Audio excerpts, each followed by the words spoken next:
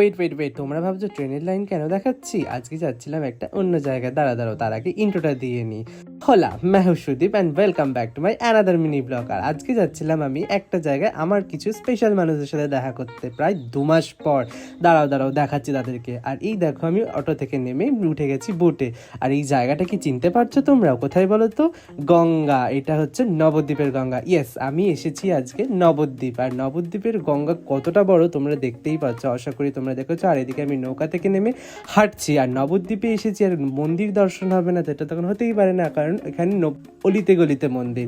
আর এই দেখো একটা সুন্দর মন্দির, যেখানে যাচ্ছি তার পাশে।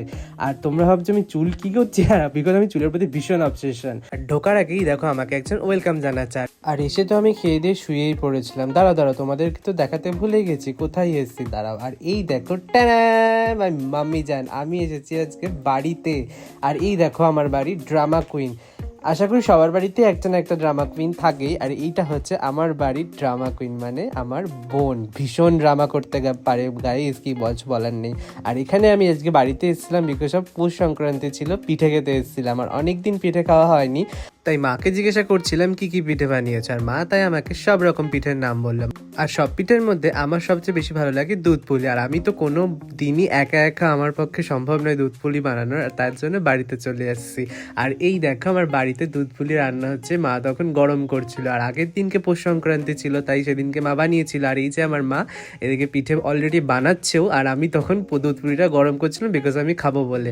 আর এখানে আমি গরম করে এসে ঘরে তো বসে পড়েছি। আর আমার শরীর দেখে তো আমাকে বুঝতেই পারছো আমার শরীরটা খারাপ। আর পিঠে খাওয়ার জন্য আমি মরেই যাচ্ছিলাম। আর চলো মা আমাকে দিয়ে গেছে।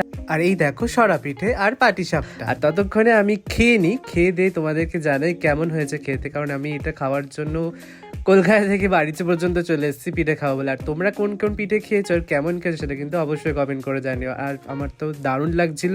চলো পিঠেটা খেয়ে নিই, তার দেখা হচ্ছে পিঠে খাওয়ার পরে। আর আমার শরীরটা খারাপ ছিল বলে বাবা আমার জন্য ঝালমুড়ি নিয়ে এসেছিল।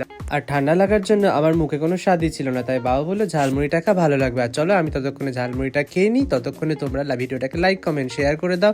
আর তোমাদের সাথে দেখা হচ্ছে পরের একটা ব্লগে। ততক্ষণে জন্য টাটা।